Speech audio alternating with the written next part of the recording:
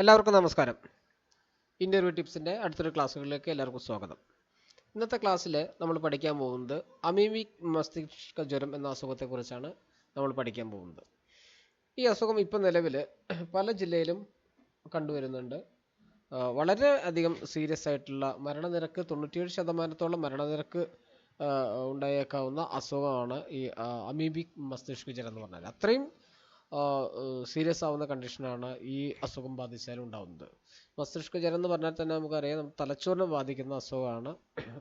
അപ്പോൾ ഈ അസുഖത്തെക്കുറിച്ച് തീർച്ചയായിട്ടും ചോദ്യങ്ങളുണ്ടാവും. ഇത്തരത്തിലുള്ള റീസെൻ്റായിട്ട് വരുന്ന അസുഖങ്ങളെക്കുറിച്ചും എല്ലാ ഇൻ്റർവ്യൂവിലും ചോദ്യങ്ങൾ ഉണ്ടാവാറുണ്ട്.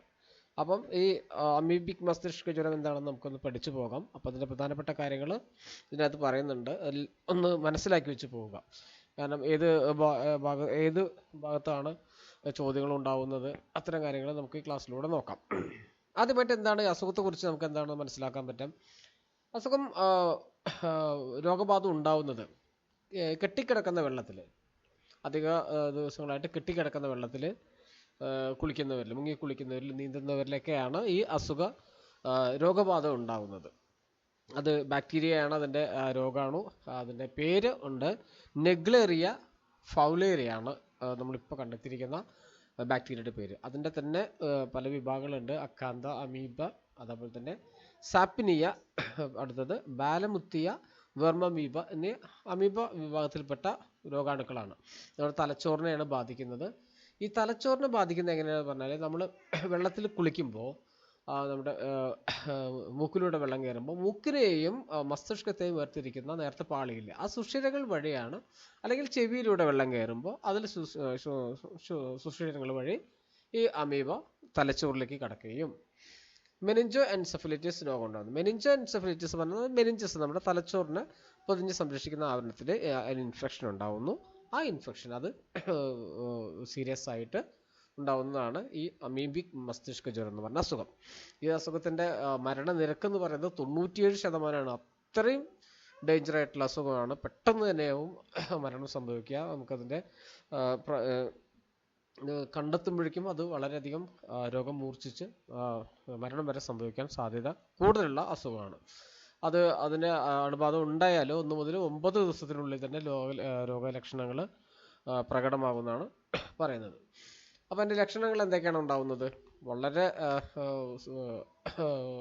അറിഞ്ഞിരിക്കേണ്ട കാര്യങ്ങളാണ്. തീവ്രമായിട്ടുള്ള തലവേദന ഉണ്ടാവും, സഹിക്കാൻ പറ്റാത്ത തലവേദന ഉണ്ടാവും, പനി, ഓക്കാനം, ഛർദി, കഴുത്ത് തിരിക്കാൻ ബുദ്ധിമുട്ട്, വെളിച്ചത്തിലേക്ക് നോക്കാനുള്ള ബുദ്ധിമുട്ട്.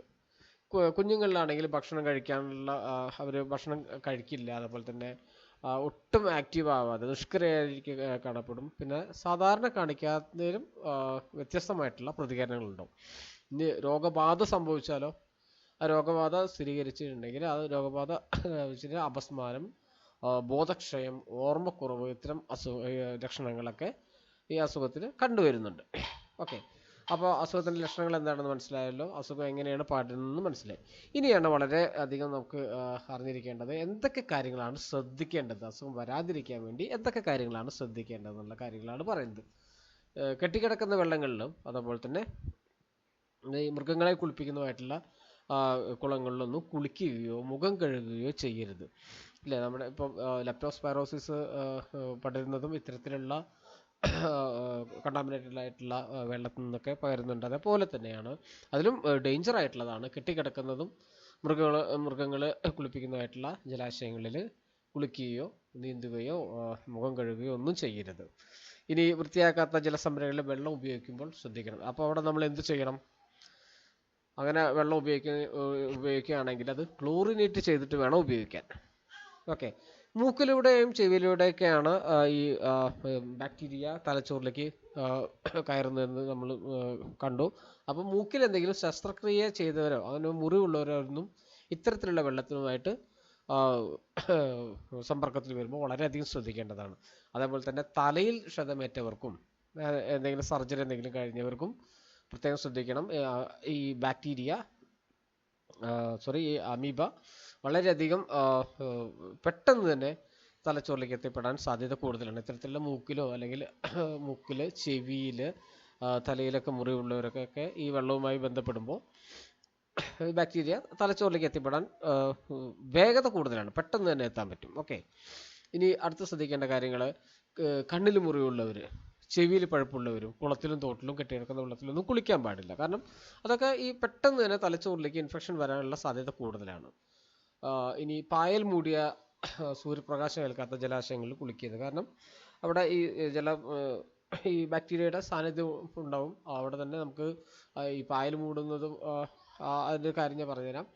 ഈ സൂര്യപ്രകാശം ഏൽക്കാത്തതൊക്കെ കാരണം പറഞ്ഞാൽ ഈ ബാക്ടീരിയ ഈ വെള്ളത്തിൻ്റെ അടിഭാഗത്താണ് ഉണ്ടാവുക.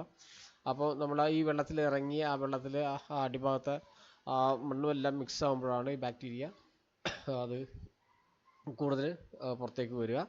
അപ്പോൾ നമുക്കത് ഇൻഫെക്ഷൻ വരുന്നത് നമുക്ക് തിരിച്ചറിയാൻ പറ്റില്ല. ഇപ്പോൾ ഏത് വെള്ളത്തിലാണോ നമുക്ക് ഈ മൃഗങ്ങളെ കുളിപ്പിക്കുന്നതോ അതൊന്നും നമുക്കറിയാൻ പറ്റില്ല. ചിലപ്പോൾ അലഞ്ഞു തിരിഞ്ഞ് നടക്കുന്ന മൃഗങ്ങളൊക്കെ വെള്ളത്തിൽ വന്നിട്ട് ഒരു വെള്ളം കുടിക്കാൻ വരുന്നുണ്ടാവും. അപ്പോൾ അത്തരം കാര്യങ്ങളിലൊക്കെ ഈ അത്തരം ജലാശയങ്ങളിലൊന്നും മുങ്ങുന്നത്, വെള്ളവുമായിട്ട് സമ്പർക്കത്തിൽ വരുന്നതൊക്കെ ഒഴിവാക്കണം. അതുപോലെ തന്നെ വാട്ടർ തീം പാർക്കുകൾ, സ്വിമ്മിംഗ് പൂളുകളൊക്കെ വെള്ളം ക്ലോറിനേറ്റ് ചെയ്തിട്ട് വേണം ഉപയോഗിക്കാൻ വേണ്ടിയിട്ട്. ഓക്കെ, ഇനി അടുത്തത്, മൂക്കിലേക്ക് വെള്ളം ഒഴിക്കുകയോ ഒരു തരത്തിലും വലിച്ചു കയറ്റുകയോ ചെയ്യരുത്. നമ്മൾ ശുദ്ധമായിട്ടുള്ള വെള്ളം മാത്രമാണ്, ശുദ്ധജലത്തും കൊണ്ട് മാത്രമാണ് ഇത്തരത്തിലുള്ള കാര്യങ്ങൾ നമ്മൾ ചെയ്യാൻ പാടുള്ളൂ. കാരണം നമ്മളിപ്പം ചില ചികിത്സയുടെ ഭാഗമായിട്ട് ഉണ്ട്, ഈ നസ്യം എന്ന പറഞ്ഞിട്ടുള്ള ചികിത്സാ രീതികളും കാര്യങ്ങളൊക്കെ ചെയ്യുന്നുണ്ട്. അപ്പോൾ അതിനുപയോഗിക്കുന്ന സാമഗ്രികളൊക്കെ വളരെയധികം സേഫായിട്ട് വേണം ചെയ്യാൻ. അതൊക്കെ ഈ അസുഖം വരാൻ സാധ്യത ഏറ്റവും കൂടുതലാണ്.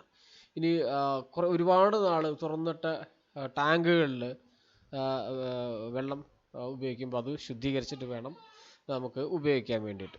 അപ്പോൾ ഇത്തരം കാര്യങ്ങളൊക്കെ വളരെയധികം ശ്രദ്ധിച്ചാൽ മാത്രമാണ് നമുക്ക് ഈ രോഗബാധ തടയാൻ പറ്റുള്ളൂ. വളരെ ചെറിയൊരു ഇൻഫർമേഷനാണ്, പക്ഷേ നമുക്ക് ഇൻ്റർവ്യൂവിന് ഏറ്റവും കൂടുതൽ സാധ്യതയുള്ള ഭാഗമാണ്. കാരണം എന്താണെങ്കിൽ ഇത്തരത്തിലുള്ള അസുഖങ്ങളൊക്കെ ഇവിടെ വരുമ്പോൾ, നമ്മുടെ ഇപ്പോൾ നാട്ടിലൊക്കെ വരുമ്പോൾ അവിടെ ആരോഗ്യവകുപ്പ് മാത്രമല്ല എല്ലാ ഡിപ്പാർട്ട്മെൻറ്റുകളും ഒരേ രീതിയിൽ വളരെ സമഗ്രമായിട്ട് അതിനെ ഒന്ന് തരണം ചെയ്യാൻ വേണ്ടിയിട്ട്, ആ രോഗത്തെ അമർച്ച ചെയ്യാൻ വേണ്ടിയിട്ട് മുന്നിട്ട് ഇറങ്ങുന്നുണ്ട്. ഇപ്പം ഇതിപ്പോൾ ഒരുപാട് കേസുകളാണ് വരുന്നത്, അമീബിക് മസ്തിഷ്ക ജ്വരം. അപ്പം ഇതൊന്ന് കൃത്യമായിട്ട് നോട്ട്സുകളുണ്ട്, ഇതേ സംഭവം തന്നെ വായിച്ച് മനസ്സിലാക്കി വെക്കുക. അപ്പോൾ ഇത്തരത്തിലുള്ള അസുഖങ്ങളെ കുറിച്ചിട്ടുള്ള ചെറിയ ചെറിയ വീഡിയോകൾ തുടർന്നുള്ള ദിവസങ്ങളിൽ നമുക്ക് കണ്ടിന്യൂസ് ആയിട്ട് പഠിച്ചുകൊണ്ടിരിക്കണം. കാരണം നമ്മൾ ഇറങ്ങുന്നത്, നമ്മുടെ ജോലി എന്ന് പറഞ്ഞാൽ പബ്ലിക് ഹെൽത്താണ്, പൊതുജന ആരോഗ്യമാണ്. പൊതുജന ആരോഗ്യവുമായി ബന്ധപ്പെട്ട് അസുഖങ്ങൾ വരുമ്പോൾ, എന്തെങ്കിലും അസുഖങ്ങൾ പൊട്ടിപ്പുറപ്പെടുമ്പോൾ അതിനെ അതിൻ്റെ പകർച്ച തടയുന്നതിന് വേണ്ടിയിട്ടുള്ള നടപടികൾ എടുക്കേണ്ടതും അത് നടപ്പിലാക്കേണ്ടതും എല്ലാം ഒരു ഹെൽത്ത് ഇൻസ്പെക്ടറുടെ ജോലിയിൽ വരുന്നതാണ്. വളരെ ഉത്തരവാദിത്തം നിറഞ്ഞ ഒരു ജോലിയാണ്. അപ്പം ഇത്തരത്തിലുള്ള അസുഖങ്ങളെക്കുറിച്ചും കൃത്യമായിട്ടുള്ള പേരുകൾ, അതിന് എന്തൊക്കെ ചികിത്സകളാണ്, അല്ലെങ്കിൽ അതിനെ നിർമ്മാർജ്ജനം ചെയ്യാൻ വേണ്ടിയിട്ടോ, അല്ലെങ്കിൽ അതിനെ അവിടുന്ന് അതിൻ്റെ മറ്റുള്ളവർക്ക് സ്പ്രെഡിങ് തടയാൻ വേണ്ടിയിട്ടുള്ള കാര്യങ്ങളൊക്കെ നമുക്ക് മറ്റുള്ളവർക്ക് പറഞ്ഞു കൊടുക്കുകയും വേണം. അപ്പോൾ ഇത്തരത്തിലുള്ള കാര്യങ്ങളൊക്കെ വളരെയധികം ശ്രദ്ധയോട് കൂടിയിട്ട് വേണം പഠിക്കാൻ. കാരണം തെറ്റായിട്ടുള്ള ഒരു കാര്യവും പൊതുജനങ്ങളുമായിട്ട് നമ്മൾ കമ്മ്യൂണിക്കേഷൻ ചെയ്യാൻ പാടില്ല. അതുകൊണ്ടാണ് ഇത്തരത്തിലുള്ള കാര്യങ്ങളൊക്കെ നമ്മൾ അതിൻ്റെ അടിസ്ഥാനം മുതൽ നമുക്ക് പഠിക്കേണ്ടതിൻ്റെ ആവശ്യകത പറയുന്നത്. അപ്പോൾ ഓരോ രോഗങ്ങളും അതിൻ്റെ ലക്ഷണങ്ങൾ പറഞ്ഞു കൊടുക്കേണ്ടി വരും. ഇനി ആ രോഗം മൂർച്ഛിച്ചാൽ എന്താണ് ഉണ്ടാവാൻ പോകുന്നത്, അത്തരം കാര്യങ്ങളൊക്കെ നമ്മൾ കൃത്യമായിട്ട് പഠിക്കണം. അപ്പോൾ ഈ ഒരു ചെറിയൊരു വീഡിയോ ഇവിടെ അവസാനിക്കുന്നു. ഇൻ്റർവ്യൂ ടിപ്സിൻ്റെ മറ്റൊരു ക്ലാസ്സുമായി അടുത്ത ദിവസം കാണാം. Thank you.